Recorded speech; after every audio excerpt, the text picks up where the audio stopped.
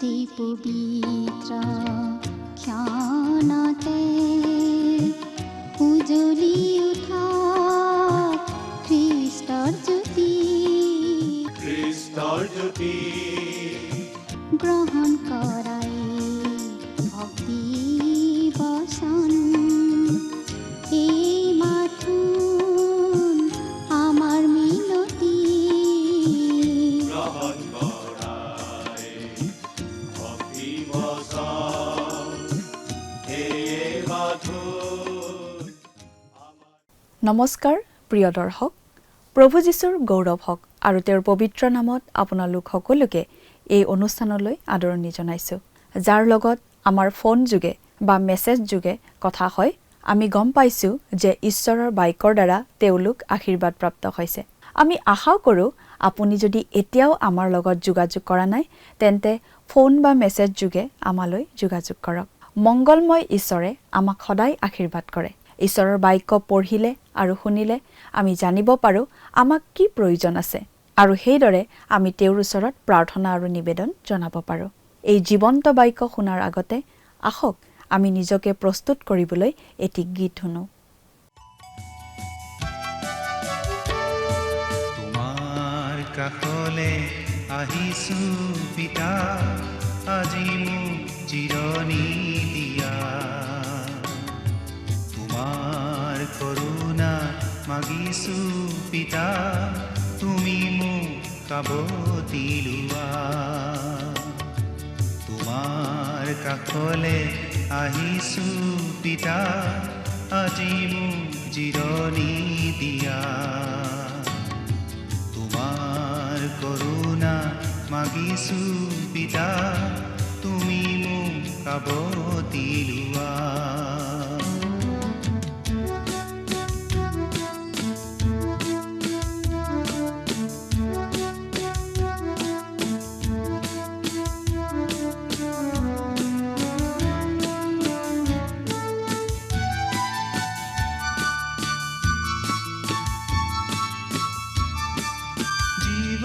বাটত ইমান নিৰাশা, মাথো দুখেৰে ভৰা।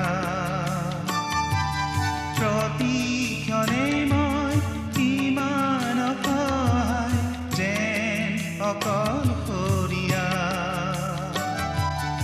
আশাৰ প্ৰদীপ হে মোৰ জিহুৱা, মোলৈ দৃষ্টি কৰা।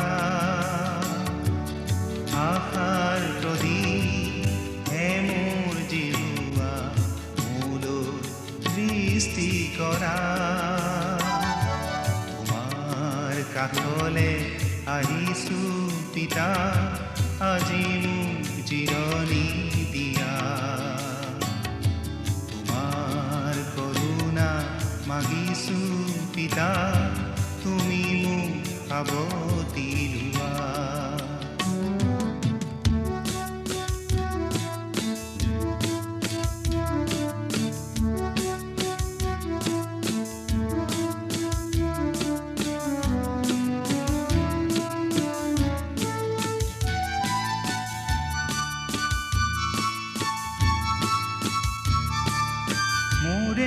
জীৱন আজি সপিলো যিছু তোমাৰে কাষ। প্ৰতিশ্ৰুতি মোৰ তোমাৰ চৰণত, চলিম তোমাৰে পথ। মাথো আজি তোমাৰ প্ৰেমেৰে জীৱন পূৰ্ণ কৰা। নমস্কাৰ। খ্ৰীষ্টীয় বিশ্বাসী ভাই ভনীসকললৈ বিশেষভাৱে প্ৰস্তুত কৰা আমাৰ এই বাইবেল অধ্যয়নৰ ধাৰাবাহিক অনুষ্ঠান ভক্তিবচনলৈ আপোনালোক সকলোকে উষ্ম আদৰণি জনাইছোঁ। আমি এতিয়া বাইবেলৰ নতুন নিয়ম খণ্ডৰ প্ৰথমখন পুস্তক অৰ্থাৎ মুঠিয়ে লিখা শুভবাৰ্তা নামৰ পুস্তকখন অধ্যয়ন কৰি আছোঁ। আপুনি যদি আমাৰ আগৰটো অনুষ্ঠান চাইছিল, তেনেহ'লে আপোনাৰ নিশ্চয় মনত আছে যে আমি যোৱা অনুষ্ঠানত এই মুঠিয়ে লিখা শুভবাৰ্তা পুস্তকখনৰ 9 নম্বৰ অধ্যায়ৰ 15 নম্বৰ পদৰ পৰা 10 নম্বৰ অধ্যায়ৰ 7 নম্বৰ পদলৈকে পঢ়ি তাৰ ভিত্তিত আগবঢ়োৱা আলোচনা শুনিবলৈ পাইছিলোঁ। আজিৰ অনুষ্ঠানত আমি মুঠিয়ে লিখা শুভবাৰ্তাৰ 10 নম্বৰ অধ্যায়ৰ 8 নম্বৰ পদৰ পৰা 42 নম্বৰ পদলৈকে পঢ়ি তাৰ ভিত্তিত আলোচনা আগবঢ়াবলৈ ওলাইছোঁ। যীশুখ্ৰীষ্টই তেওঁৰ শিষ্য 12জনক বিশেষ ক্ষমতা আৰোপ কৰি ইছৰাইল জাতিৰ মাজলৈ পঠিয়াই দিছিল স্বৰ্গৰাজ্যৰ বাৰ্তা দিবলৈ। স্বৰ্গৰাজ্য ওচৰ হ'ল সেই ৰাজ্যৰ ৰজাজনৰ মাজেৰে, কাৰণ ৰজাজন তেওঁলোকৰ মাজতে আহি উপস্থিত হৈছে। আহিবলগীয়া মছিহৰ যি চিন থাকিব লাগিব বুলি পুৰণি নিয়মৰ দিনৰ ভগৱদীসকলে ঘোষণা কৰি থৈছিল, সেই একেই চিন তেওঁ নিজৰ শিষ্যকেইজনক দি পঠিয়াই দিছিল। অৰ্থাৎ মছিহৰ যি চিন আৰু ক্ষমতা থাকিব বুলি কোৱা হৈছিল, সেই সকলোবোৰ ক্ষমতা তেওঁ সেই 12জন শিষ্যৰ গাত দি পঠিয়াইছিল। এতিয়া বাইবেলৰ পৰা পঢ়ি দিম। মথিয়ে লিখা শুভবাৰ্তা 10 নম্বৰ অধ্যায়ৰ 8 নম্বৰ পদটো পাঠ কৰি দিম, শুনিবচোন। নৰিয়াবিলাকক সুস্থ কৰিবা, মৃতবিলাকক তুলিবা, কুষ্ঠৰোগীবিলাকক শুচি কৰিবা, ভূতবোৰক খেদাবা, বিনামূল্যে তোমালোকে পালা, বিনামূল্যেই দান কৰিবা। আমি এটা কথা মন কৰা উচিত যে যদি আমি এইকেইটাৰ ভিতৰৰ কিবা এটা কাম কৰোঁ, তেনেহ'লে আমি গোটেই 4টা কাম কৰিব পাৰিব লাগিব। আমি মন কৰা উচিত যে ইয়াত মৃতকক জীৱন দিয়া কাৰ্যটো সোমাই আছে। গতিকে আমি এটা কথা বুজি পাওঁ যে এই গোটেই কথাখিনি সেই বিশেষ সময় আৰু পৰিস্থিতিৰ লগতে খাপ খোৱা কথা আছিল। আৰু যিসকল লোকে এই 8 নম্বৰ পদটো তেওঁলোকৰ পৰিচৰ্যাৰ আজ্ঞা হিচাপে ব্যৱহাৰ কৰিব খোজে, তেওঁলোকে 5ৰ পদটো আওকাণ কৰে। অন্ততঃ 5ৰ পদটো তেওঁলোকে উল্লেখ কৰা আমি দেখিবলৈ নাপাওঁ। অথচ এই গোটেই কথাখিনি একেলগে সাঙুৰা আছে। 9 নম্বৰ পদটো পঢ়ি দিম, শুনিবচোন। তোমালোকে নিজ নিজ টঙালিত সোণ বা ৰূপ বা তাম। বিশ্বাসেৰে সুস্থতা প্ৰদান কৰা পৰিচৰ্যাকাৰী এজনক কোৱা হৈছিল, আপুনি হস্পিটেলবোৰলৈহে যোৱা উচিত, তাতহে আপোনাৰ বেছি প্ৰয়োজন আছে। কিন্তু আমি ব্যৱহাৰিক ক্ষেত্ৰত কি দেখা পাওঁ? এনে বিশ্বাসেৰে সুস্থতা প্ৰদান কৰা পৰিচৰ্যাকাৰীসকল তেনে ঠাইলৈহে যাব খোজে য'ত দান উঠোৱা হয়। এই কথাটো পৰিষ্কাৰ যে আমি এই পদটো উচিত প্ৰসংগমতেহে বিবেচনা কৰি চাব লাগে। এই আচলতে প্ৰভু যীশুৰ 3 বছৰীয়া পৰিচৰ্যা কালৰ অস্থায়ী নিৰ্দেশনা তেওঁৰ শিষ্যসকলৰ প্ৰতি। প্ৰভু যীশুৱে তেওঁৰ পাচনিকসকলক আন ধৰণৰ পৰামৰ্শ এটা দিয়াহে আমি পঢ়িবলৈ পাওঁ। লুক 22 নম্বৰ অধ্যায় 35 আৰু 36 নম্বৰ পদ দুটা আমি পাঠ কৰি দিব খুজিছোঁ। পাছে তেওঁ তেওঁলোকক ক'লে, মই যেতিয়া বিনা পাদুকা, মোনা আৰু জুলুঙাৰে তোমালোকক পঠাইছিলোঁ, তেতিয়া তোমালোকৰ কিহবাৰ নাটনি হৈছিলনে? তেওঁলোকে ক'লে, একোৰো নহৈছিল। তাতে তেওঁ তেওঁলোকক ক'লে, কিন্তু এতিয়া যাৰ মোনা আছে তেওঁ তাক লওক, সেইদৰে জুলুঙাও লওক, আৰু যাৰ তৰোৱাল নাই তেওঁ নিজৰ চোলা বেচি এখন তৰোৱাল কিনক। 1 কৰিন্থিয়া 9 নম্বৰ অধ্যায়ৰ 14 নম্বৰ পদত পাচনি পৌল এই বুলি লিখিছিল, সেইদৰে শুভবাৰ্তাৰ প্ৰচাৰকবিলাকৰ নিমিত্তেও প্ৰভুৱে এই নিয়ম কৰিলে যে তেওঁবিলাকৰ জীৱিকা সেই শুভবাৰ্তাৰ পৰাই হ'ব। আৰু তেওঁ শুভবাৰ্তা প্ৰচাৰকৰ বিষয়টো এই 1 কৰিন্থিয়া 9 নম্বৰ অধ্যায়ত বহলভাৱে আলোচনা কৰিছে। আমি প্ৰতিজন খ্ৰীষ্টীয় বিশ্বাসীয়ে ঈশ্বৰৰ পৰিচৰ্যাৰ বাবে বৰঙণি আগবঢ়োৱাটো ঈশ্বৰে বিচাৰে। আমি এই কথাটো আকৌ জোৰ দি ক'ব পাৰোঁ যে যদি আমি মুঠি 10 নম্বৰ অধ্যায়ৰ 8 নম্বৰ পদটো নিজৰ কৰি ল'ব বিচাৰোঁ, তেনেহ'লে ইয়াৰ লগত একেলগে থকা 5ৰটো পদো আমি গ্ৰহণ কৰি ল'ব লাগিব। কথাটো চোকা ভাষাৰে আমি ক'ব খোজা নাই, কিন্তু বাইবেলৰ যিকোনো এটা পদ আমি তাৰ প্ৰসংগৰ লগত সংগতি ৰাখিহে গ্ৰহণ কৰা উচিত। পাচনি 12জনক পঠাই দিয়াৰ আগতে প্ৰভু যীশুৱে আৰু কি কি পৰামৰ্শ দিছিল আমি এতিয়া সেইবোৰ চাওঁ হওক। 11 নম্বৰ পদ, আৰু তোমালোকে যিকোনো নগৰত বা গাঁৱত সোমোৱা, তাত কোন মানুহ যোগ্য ইয়াৰ বিচাৰ ল'বা, আৰু তাৰ পৰা ওলাই নোযোৱা মানে তাতে থাকিবা। এই নিৰ্দেশনাটো নিশ্চয় আজিৰ বাবে দিয়া হোৱা নাই। পৰিভ্ৰমণ কৰি পৰিচৰ্যা কৰি ফুৰা মানুহ এজনে কোনো ব্যস্ত মানুহৰ ঘৰত উপস্থিত হৈ আমনি কৰাতকৈ কোনো হোটেল এখনত গৈ উঠাটোহে আজি বেছিভাগ ক্ষেত্ৰতে অধিক গ্ৰহণযোগ্য হয়। অৱশ্যে য'ত থকাৰ আন কোনো সা সুবিধা নাই, তাত কথাটো অলপ বেলেগ হ'ব। কিছুমান মানুহৰ ঘৰত অৱশ্যে এতিয়াও ভাৱবাদী ৰখা কোঠা এটা আছে, য'ত ঈশ্বৰৰ পৰিচৰ্যাকাৰীক আশ্ৰয় দি ৰখা হয়।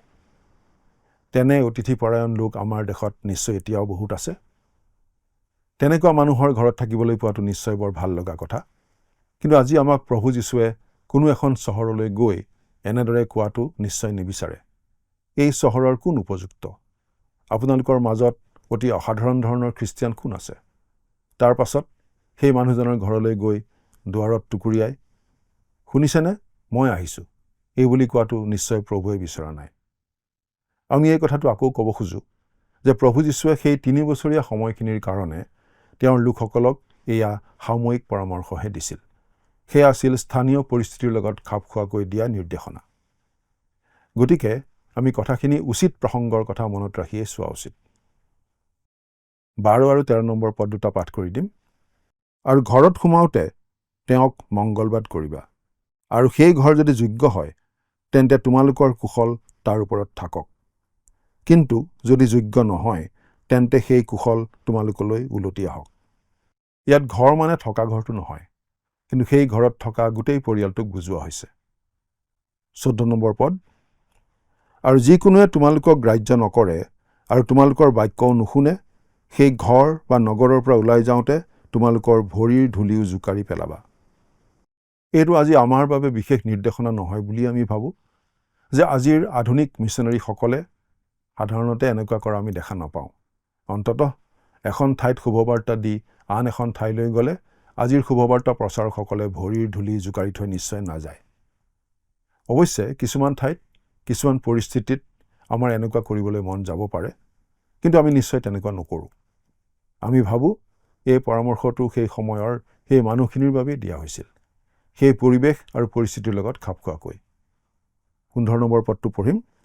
মই তোমালোকক স্বৰূপকৈ কওঁ, মহাবিচাৰৰ দিনা সেই নগৰৰ দশাতকৈ ছদোম আৰু গমোৰা দেশৰ দশা সহিবলৈ লঘু হ'ব। আমি মুঠিৰ শুভবাৰ্তাৰ 5টো অধ্যায়ত দেখিবলৈ পাম এনেদৰে অভিশাপ পোৱা কিছুমান চহৰৰ কি অৱস্থা হৈছিল সেই কথা। 16 নম্বৰ পদ। চোৱা, ৰাং কুকুৰৰ মাজলৈ মেৰ স্বৰূপ তোমালোকক মই পঠাইছোঁ। এই হেতুকে তোমালোক সাপৰ দৰে টেঙৰ আৰু কপৌৰ নিচিনা হোজা হোৱা। স্থানীয় পৰিস্থিতিৰ কাৰণে কিছুমান গুৰুত্বপূৰ্ণ পৰামৰ্শ দিয়াৰ পাছত আমাৰ প্ৰভুৱে এই লোকসকলক কিছুমান মহান নীতি দিছে। তেওঁৰ সাক্ষী হিচাপে তেওঁলোকে কেনেদৰে চলিব লাগিব সেই বিষয়ে। এই নীতিকেইটা সকলো সময়ৰ বাবেই অতি ফলপ্ৰসূ নীতি, আৰু আজি আমাৰ কাৰণেও নিশ্চয় অতি ভাল নীতি। ঈশ্বৰৰ সন্তানজন সাপৰ দৰে টেঙৰ অথচ কপৌৰ দৰে হোজা হোৱা উচিত। অৰ্থাৎ আনৰ ক্ষতি নকৰা ধৰণৰ লোক হ'ব লাগিব, টেঙৰ হ'বও লাগিব, নিজক যাতে আনে নঠগায় তাৰ বাবে, কিন্তু নিজে কেতিয়াও আনৰ অনিষ্ট কৰিবও নালাগিব। এবিধ হৈ আনবিধ নোহোৱাটো অতি বিপদজনক। আমি বহুতো মানুহ লগ পাওঁ যিবিলাক সাপৰ দৰে টেঙৰ, অতি চতুৰ, কিন্তু তেওঁলোক কপৌৰ নিচিনা নিৰ্জু নহয়। তেওঁলোকে প্ৰয়োজন হ'লে আনক একেবাৰে সৰ্বনাশ কৰি পেলাব পাৰে। আনহাতে কিছুমান এনেকুৱা মানুহো আছে যিসকল অতি সহজ সৰল প্ৰকৃতিৰ আৰু অতি সহজে বেলেগৰ কথাত ভুল যায়, অতি সহজে বেলেগৰ কথাত পতিয়ন যায়। তেওঁলোক কপৌৰ নিচিনা নিৰ্জু, কিন্তু তেওঁলোক সৰ্পৰ নিচিনা টেঙৰ নহয়। সাপ অতি ভয়ানক, আনহাতে কপৌ সদায় বিপদৰ মাজতেই থাকে। গতিকে আমি দুয়োটা গুণৰ সংমিশ্ৰণ হ'ব লাগে। 17 নম্বৰ পদ। কিন্তু মানুহলৈ সাৱধান হোৱা, কিয়নো তেওঁবিলাকে বিচাৰ সভাত তোমালোকক সোধাই দিব আৰু তেওঁবিলাকৰ নামঘৰবোৰত তোমালোকক কোবাব। আমাক অৱশ্যে ধৰ্মধামত তেনেদৰে ককৰ্থনা কৰা হোৱা নাই, কিন্তু তেনেকুৱা অস্বস্তিকৰ পৰিৱেশত আমি কেতিয়াবা হয়তো পৰিব লগা হয়। 18 নম্বৰ পদ। দেশাধিপতি আৰু ৰজাবিলাকৰ আগলৈ তেওঁবিলাক আৰু পৰজাতিবিলাকলৈ সাক্ষৰ অৰ্থে মোৰ কাৰণে তোমালোকক নিয়া হ'ব। সেই সময়ত প্ৰভু যীশুৰ লোকসকলৰ ক্ষেত্ৰত সঁচাকৈ তেনেকুৱা ঘটিছিল, আৰু পাছতো মণ্ডলীৰ বহুতৰ ক্ষেত্ৰতে এনেকুৱা ঘটিছিল। 19 আৰু 20 নম্বৰ পদ। কিন্তু যেতিয়া তোমালোকক সোধাই দিব, তেতিয়া কেনেকৈ বা কি কথা ক'ব লাগে তালৈ চিন্তিত নহ'বা, কিয়নো কি কথা ক'ব লাগে তাক সেই মুহূৰ্ততে তোমালোকক দিয়া হ'ব। কিয়নো সেই কথা কওঁতা তোমালোক নোহোৱা, কিন্তু তোমালোকৰ পিতৃৰ আত্মাইহে তোমালোকৰ অন্তৰত কওঁতা। প্ৰিয় দৰ্শক, আমি ভাবোঁ এই পদটোৰ কথাখিনি বিশেষভাৱে খাটে সেইসকল লোকৰ ক্ষেত্ৰত যিসকল প্ৰভু যীশুৰ কাম কৰিবলৈ যাওঁতে গ্ৰেপ্তাৰ হ'বলগীয়া হৈছিল, কিন্তু কি ক'ব লাগিব সেই কথা সাজু কৰিবলৈ তেওঁলোকে সময় পোৱা নাছিল। প্ৰভু যীশুৱে পঠিয়াই দিয়া সেই লোকসকলে সাজু হ'বলৈ অলপো সময় পোৱা নাছিল। আৰু আমি এই পদকেইটা সেই স্থানীয় পৰিস্থিতিৰ পটভূমিত চালে একো সমস্যা নাই। কিন্তু দুখৰ বিষয় এয়ে যে আজি বহুতো লোকে এই পদকেইটা নিজৰ ক্ষেত্ৰত প্ৰয়োগ কৰে, আৰু ক'ৰবাত কিবা বক্তৃতা দিবলগীয়া থাকিলে তাৰ কাৰণে একো প্ৰস্তুতি নকৰি সকলো প্ৰভুৱে সময়ত যোগাব বুলি কয়। এখন সেমিনাৰীৰ এজন অলপ আচুহা প্ৰকৃতিৰ ডেকাই এই বুলি বিশ্বাস কৰিছিল যে তেওঁ কোনো প্ৰস্তুতি নচলোৱাকৈ প্ৰচাৰ কৰিব লাগে। এবাৰ তেওঁৰ দুজন বন্ধুৱে তেওঁ ক'ৰবাত শিক্ষা দিবলৈ যাওঁতে চাবলৈ গৈছিল। তেওঁ যে তেওঁৰ বক্তৃতাটো একেবাৰে প্ৰস্তুত কৰি অনা নাছিল সেই কথাটো একেবাৰে স্পষ্টভাৱে ওলাই পৰিছিল। উভতি আহোঁতে বন্ধুকেইজনে তেওঁক সুধিলে, তুমি আজিৰ বক্তৃতাটোৰ বাবে প্ৰস্তুত হৈ আহিছিলানে? বন্ধুজনে উত্তৰ দিলে, নাই কৰা। তেনেহ'লে বক্তৃতাৰ কথাখিনি ক'ৰ পৰা পালা? বন্ধুকেইজনে সুধিলে। ঈশ্বৰৰ আত্মাই মোক দিলে, ডেকাজনে উত্তৰ দিলে। তেতিয়া বন্ধু দুজনৰ এজনে ক'লে, তুমি তোমাৰ তেনেকুৱা ধৰণৰ বক্তৃতাটোৰ কাৰণে পবিত্ৰ আত্মাৰ ওপৰত দুখটো জাপি দিয়া একেবাৰে উচিত হোৱা নাই। আনহাতে আন এজন ডেকাই ট্ৰেইন ধৰিবলৈ ষ্টেচনত ৰৈ আছিল। সেই সময়তে তেওঁ প্লেটফৰ্মত পাইচাৰি কৰি কৰি তেওঁৰ হাতত থকা নোটখিনি আওৰাই আছিল। কাৰণ সেইদিনা ৰাতিপুৱাই তেওঁ এঠাইত বক্তৃতা দিবলগীয়া আছিল। তেওঁ এটা দীঘল হুলৌচোলা পিন্ধি আছিল। তেনেতে আন এটা হুলৌচোলা পিন্ধা মানুহ এজন আহি সেই ডেকাজনক সুধিলে, আপুনি ঈশ্বৰৰ পৰিচাৰক নেকি? হয়। আপুনি ইয়াত কি কৰিছে? মই আজি ৰাতিপুৱা দিবলগীয়া শাস্ত্ৰৰ শিক্ষাৰ নোটটো আকৌ এবাৰ পঢ়ি চাইছোঁ। আপুনি আপোনাৰ শাস্ত্ৰীয় বক্তৃতাবোৰ সদায় এনেদৰে সাজু কৰি লয় নেকি? নিশ্চয়, সদায় ভালদৰে সাজু কৰি লওঁ। আপুনি নকৰে নেকি? ডেকাজনে আনজন হলৌচোলা পিন্ধা লোকক আচৰিত হৈ সুধিলে, নাই, মই প্ৰস্তুত নকৰোঁ। মই ক'বলৈ থিয় হওঁ আৰু পবিত্ৰ আত্মাই মোৰ যোগেৰে কথা কয়। আনজন প্ৰচাৰকে তেনেদৰে উত্তৰ দিলে, যদি আপুনি কথা ক'বলৈ থিয় হোৱাৰ লগে লগে পবিত্ৰ আত্মাই আপোনাক বাৰ্তাটো নিদিয়ে তেতিয়া আপুনি কি কৰে? ডেকাজনে সুধিলে, মই যি মনলৈ আহে তাকে আবুল তাবুল বকি থাকোঁ। পবিত্ৰ আত্মাই মোক বাৰ্তাটো নিদিয়া পৰ্যন্ত। প্ৰিয় দৰ্শক, এইটো নিশ্চয় এটা দুখৰ বিষয় যে আজি এনেদৰে আবুল তাবুল বকি থকা বক্তা অনেক আছে আৰু তেওঁলোকে অজুহাত হিচাপে দেখুৱাই প্ৰভু যীশুৱে শিষ্যবোৰক কোৱা এই কথাখিনি, এই পৰামৰ্শটো। এইটো যে শাস্ত্ৰৰ ভুল ব্যাখ্যা আমি সহজে বুজি পাওঁ। যদি আমি এই পদবোৰৰ প্ৰসংগ সংগতি ৰাখি সেই সময়ৰ স্থানীয় পৰিস্থিতিৰ পটভূমিত চাওঁ তেতিয়া আমালৈ অৰ্থটো অতি পৰিষ্কাৰ হৈ পৰে। প্ৰভু যীশুৱে তাৰ পাছত কি কৈ গ'ল চাওঁ আহক। 21 নম্বৰ পদ, ককায়েকে ভায়েকক আৰু বাপেকে পুতেকক মৰণলৈ সোধাই দিব আৰু সন্তানবিলাকে মাক বাপেকৰ অহিতে উঠি তেওঁলোকক বধ কৰাব। খ্ৰীষ্টৰ জগত আগমনে মানুহবিলাকৰ মাজত বিভাজন আনিলে, একতা নহয়। এই বিভাজনটো হয় যেতিয়া পৰিয়ালৰ এজন খ্ৰীষ্টৰ অনুগামী হয় কিন্তু আন এজন নহয়। 1 কৰিন্থিয়া 1 নম্বৰ অধ্যায়ৰ 18 পদত পাচনি পৌলে এই কথাটোকে ভালদৰে কৈছে এনেদৰে, কাৰণ সেই ক্ৰুচৰ কথা বিনাশৰ পাত্ৰবিলাকলৈ মূৰ্খতা, কিন্তু পৰিত্ৰাণৰ পাত্ৰ যি আমি আমালৈ ঈশ্বৰৰ শক্তিস্বৰূপ। এতিয়া 22 নম্বৰ পদটো পঢ়িম, আৰু মোৰ কাৰণে তোমালোক সকলোৰে ঘৃণাৰ পাত্ৰ হ'বা, কিন্তু যিজনে শেষলৈকে সহি থাকে সেইজনেই পৰিত্ৰাণ পাব। ইয়াত এইটো কথা কোৱা হৈছে যে প্ৰভুৱে তেওঁৰ নিজৰ লোকসকলক এই 3 বছৰীয়া সময়খিনিত ধৰি ৰাখিব। আৰু মুঠি 24 নম্বৰ অধ্যায়ৰ 13 নম্বৰ পদত বুজোৱা হৈছে যে প্ৰভুৱে মহাক্লেশৰ সময়ছোৱাত তেওঁৰ নিজৰ লোকবিলাকক ধৰি ৰাখিব। সেই কথা আমি মুঠিয়ে লিখা শুভবাৰ্তাৰ 24 নম্বৰ অধ্যায়ত পাম। এতিয়া 23 নম্বৰ পদটো পঢ়ি দিম, যেতিয়া এখন নগৰত তোমালোকক তাড়না কৰে তেতিয়া আনখনলৈ পলাই যাবা। মই তোমালোকক স্বৰূপকৈ কওঁ, তোমালোকে ইছৰাইলৰ সকলো নগৰ ফুৰি এটোৱাৰ আগেয়ে মানুহৰ পুত্ৰ আহিব। ইয়াত এই কথাটো বুজোৱা হৈছে যে প্ৰভুৱে ইছৰাইল জাতিৰ আগত নিজকে প্ৰকাশ নকৰা পৰ্যন্ত এনেকুৱা কৰিব লাগিব। আমাৰ এই কথাটো বুজিবলৈ অলপ টান লাগে যে আমাৰ প্ৰভুৱে ইছৰাইল জাতিটোক ঢাকি ৰাখিছে। তেওঁৰ বিষয়টো লৈ ইছৰাইল জাতিৰ মাজত বিভাজন ঘটিছে। যেতিয়া তেওঁ শিষ্যবিলাকক সুধিছিল, মানুহৰ পুত্ৰক মানুহবিলাকে কোন বুলি কয়? মানুহৰ পুত্ৰ অৰ্থাৎ যীশুখ্ৰীষ্টৰ বিষয়ে মানুহবিলাকৰ মতামত কি সেইটো তেওঁ সুধিছিল। তেতিয়া শিষ্যসকলে বিভিন্ন ধৰণৰ উত্তৰ দিছিল। তেওঁৰ বিষয়ে বিভিন্নজনৰ বিভিন্ন মত আছিল। আমাৰ আজিৰ দিনতো আচলতে কথাটো প্ৰায় একেই, কাৰণ আজি আমাৰ সময়তো প্ৰভু যীশু বিশ্বৰ সকলোতকৈ বিতৰ্কিত ব্যক্তি। এতিয়া প্ৰভুৱে তেওঁৰ লোকসকলক কিছুমান সাৰ্বজনীন পৰামৰ্শ দিব আৰু এইবিলাক অতি মহান নীতি আৰু আমি আমাৰ জীৱনত এইবোৰ প্ৰয়োগ কৰিব পাৰোঁ। যদিও কথাখিনি বিশেষভাৱে সেই পাচনি 12 জনকেই কোৱা হৈছিল। 24 নম্বৰ পদটো পঢ়ি দিম, গুৰুতকৈ শিষ্য ওপৰ নহয়, প্ৰভুতকৈ দাসো ওপৰ নহয়। আমি মনত ৰখা উচিত যে আমি প্ৰতিজন খ্ৰীষ্টীয় বিশ্বাসীয়ে প্ৰভু যীশুক প্ৰতিনিধিত্ব কৰোঁ। গতিকে সকলো ক্ষেত্ৰতে তেওঁহে প্ৰথম স্থান পাব লাগে। তেওঁক আগস্থান নিদিলেই সমস্যাৰ সৃষ্টি হয়। 25 নম্বৰ পদ, শিষ্য নিজৰ গুৰুৰ আৰু দাস নিজৰ প্ৰভুৰ তুল্য হ'লেই তাৰ যথেষ্ট। তেওঁবিলাকে যদি ঘৰৰ গৰাকীকে বেলচেবুব বুলিলে তেন্তে তেওঁৰ পৰিয়ালক কিমান অধিক বুলিব। যদি আমি প্ৰভু যীশুৰ প্ৰতি বিশ্বস্ত হৈ আছোঁ, তেনেহ'লে আনে আমাৰ বিষয়ে কি কয় সেইটো মূল কথা নহয়। মানুহবোৰে প্ৰভু যীশুৰ বিষয়েও একো ভাল কোৱা নাছিল। যদি যীশুৱে নিজেই বেয়া ব্যৱহাৰ পাইছিল, তেনেহ'লে শিষ্যসকলে ভাল ব্যৱহাৰ আশা কৰিব নোৱাৰে। 26 নম্বৰ পদ, এতেকে তোমালোকে তেওঁবিলাকলৈ ভয় নকৰিবা, কিয়নো যি প্ৰকাশিত নহ'ব এনে কোনো ঢাকি থোৱা বস্তু নাই, আৰু যি জানিব পৰা নহ'ব এনে লুকোৱা বস্তু নাই। প্ৰিয় দৰ্শক, এদিন আমাৰ সকলোৰে জীৱনৰ অন্ধকাৰ দিশটো, বেয়া দিশটো উদঙাই দিয়া হ'ব। গতিকে আমাৰ ভিতৰুৱা জীৱনটো বাহিৰৰ নিচিনাই ভাল কৰি ৰখাটো উচিত নহয়নে বাৰু?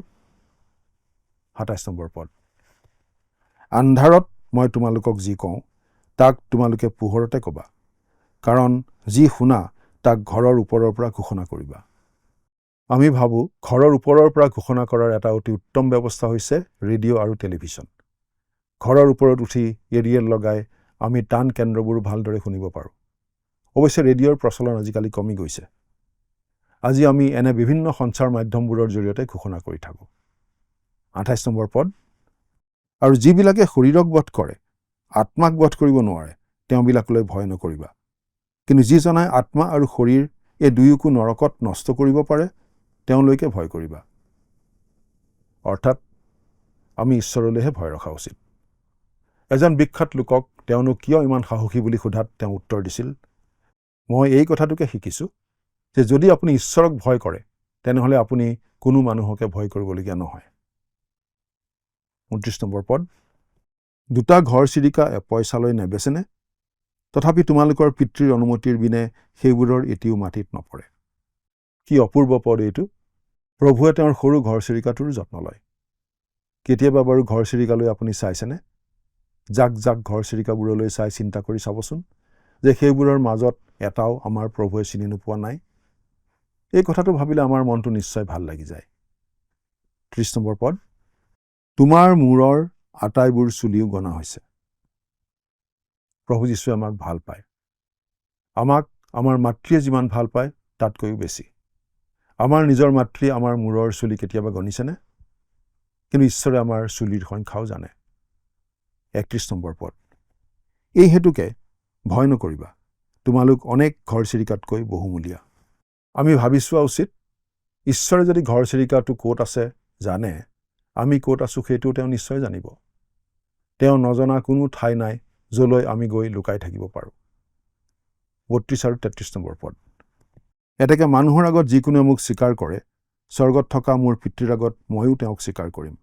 কিন্তু মানুহৰ আগত যিকোনোৱে মোক অস্বীকাৰ কৰে, স্বৰ্গত থকা মোৰ পিতৃৰ আগত ময়ো তেওঁক অস্বীকাৰ কৰিম। এইটো নিশ্চয় যুক্তিসংগত কথা যে যদি আমি প্ৰভু যীশুক আমাৰ পাপৰ পৰা আমাৰ উদ্ধাৰকৰ্তা হিচাপে গ্ৰহণ কৰিছোঁ, সেই কথাটো আমি নিশ্চয় আনৰ আগত ক'ম আৰু প্ৰয়োজন মতে নিশ্চয় সাক্ষ্য দিম।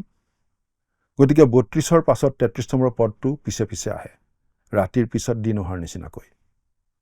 এই পদটোৱে আমাক সচেতন কৰি দিয়ে তেওঁৰ কথা স্বীকাৰ কৰিবলৈ, কেতিয়াও তেওঁক অস্বীকাৰ নকৰিবলৈ। কিন্তু কিছুমান সময়ত নিশ্চয় গাহৰিৰ আগত মুকুতা পেলাব নালাগে। কিছুমান সময়ত কিছুমানৰ আগত তেওঁৰ কথা কৈ আচলতে তেওঁৰ সন্মান বঢ়োৱা নহয়। কিন্তু আমি তেওঁক অস্বীকাৰ কৰিব নোখোজোঁ, তেওঁক নিশ্চয় অস্বীকাৰ নকৰোঁ। 34 নম্বৰ পদটো পাঠ কৰি দিম। মই পৃথিৱীত শান্তি দিবলৈ আহিলোঁ, ইয়াক নাভাবিবা। শান্তি দিবলৈ নহয়, কিন্তু তৰোৱাল দিবলৈহে আহিলোঁ। সকলো অধাৰ্মিকতা বিনষ্ট নোহোৱা পৰ্যন্ত খ্ৰীষ্টই শয়তানৰ শত্ৰুতাৰ জন্ম দিবই, আৰু এখন যুদ্ধ চলি থাকিবই। খ্ৰীষ্টই তেওঁৰ প্ৰথম আগমনত শান্তি আনিবলৈ অহা নাছিল। পাপ এতিয়াও জগতত আছে, আৰু পাপ জগতত থকালৈকে মন্দজনে কোনো শান্তি নাপাব বুলি ঈশ্বৰে জনাই দিছে। 35 আৰু 36 নম্বৰ পদ, বাপেকৰ বিৰুদ্ধে পুতেকৰ, মাকৰ বিৰুদ্ধে জীয়েকৰ, শাহুৱেকৰ বিৰুদ্ধে বোৱাৰীয়েকৰ ভেদ জনাবলৈহে আহিলোঁ, আৰু মানুহৰ নিজৰ পৰিয়ালেই তেওঁৰ শত্ৰু হ'ব। শুভবাৰ্তা বিতৰণৰ যোগেদি আচলতে পৰিয়ালবোৰ বিভক্ত হৈছে। ভাই ভাই পৃথক হৈছে। খ্ৰীষ্টীয় বিশ্বাসীসকলৰ মাজত এটা একতা আছে আৰু এই একতাটোৱে পৰিত্ৰাণ নোপোৱা জগতখনৰ লগত এটা বিভাজন আনি দিয়ে। 37 নম্বৰ পদ, যিকোনোৱে নিজৰ পিতৃ বা মাতৃক মোতকৈ অধিক প্ৰীতি কৰে তেওঁ মোৰ যোগ্য নহয়, আৰু যিকোনোৱে নিজৰ পুতেক বা জীয়েকক মোতকৈ অধিক প্ৰীতি কৰে তেওঁ মোৰ যোগ্য নহয়।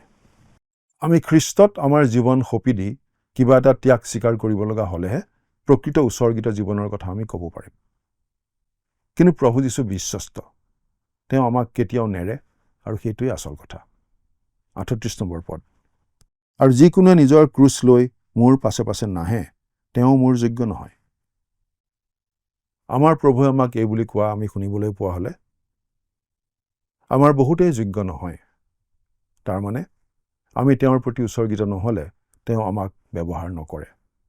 কিন্তু ঈশ্বৰক ধন্যবাদ যে তেওঁ আমাক দলিয়াই পেলোৱা নাই আৰু নেপেলায়।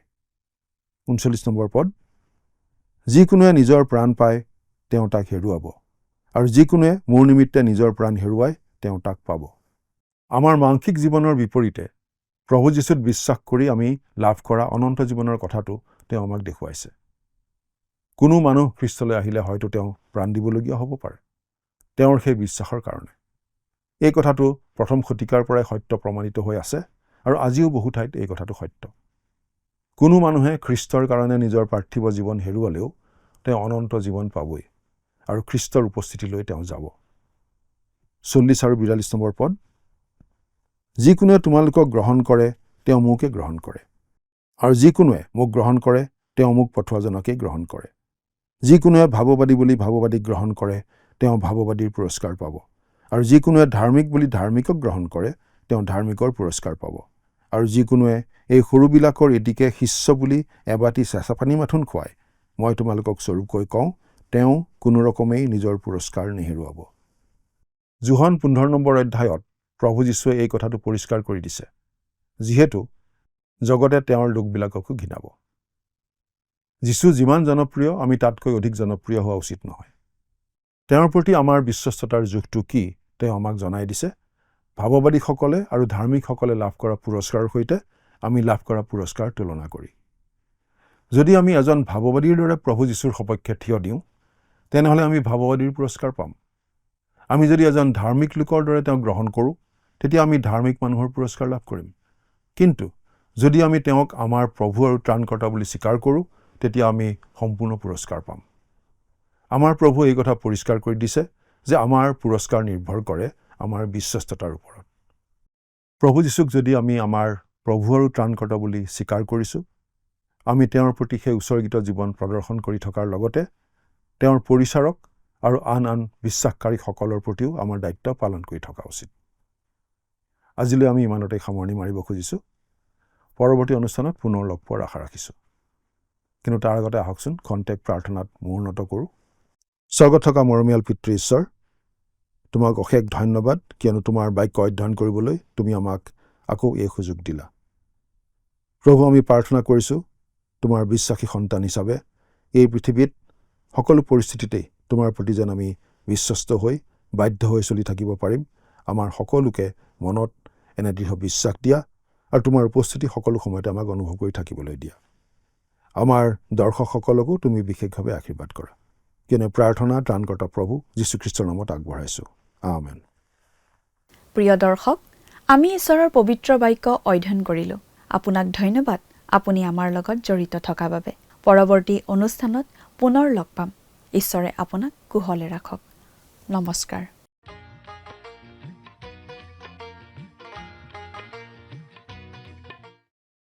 যোৱা অনুষ্ঠানত প্ৰচাৰিত প্ৰশ্নটিৰ শুদ্ধ উত্তৰ হৈছে জাইৰৰ জীয়েক। আজিৰ অনুষ্ঠানৰ আধাৰিত প্ৰশ্নটি হৈছে ঈশ্বৰৰ সন্তানসকল কেনে হোৱা উচিত? অপশ্যন এ, সৰ্পৰ দৰে টেঙৰ, কপৌৰ দৰে সোজা। অপশ্যন বি, বেছি জনা। অপশ্যন চি, ভাল ব্যক্তি। অপশ্যন ডি, বিধান জনা।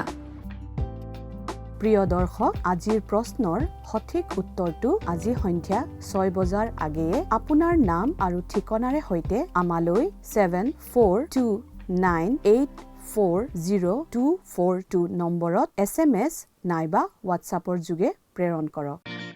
প্ৰিয় দৰ্শক, আপুনি যদি আমাৰ এই অনুষ্ঠানৰ যোগেদি আশীৰ্বাদপ্ৰাপ্ত হৈছে আৰু আমাৰ লগত কথা পাতিবলৈ বিচাৰিছে বা আপোনাক প্ৰাৰ্থনাৰ সহায়ো পৰামৰ্শ লাগে, তেন্তে আমালৈ 7429840242 এই নম্বৰত পোনপটীয়াকৈ ফোন কৰিব পাৰিব। ধন্যবাদ।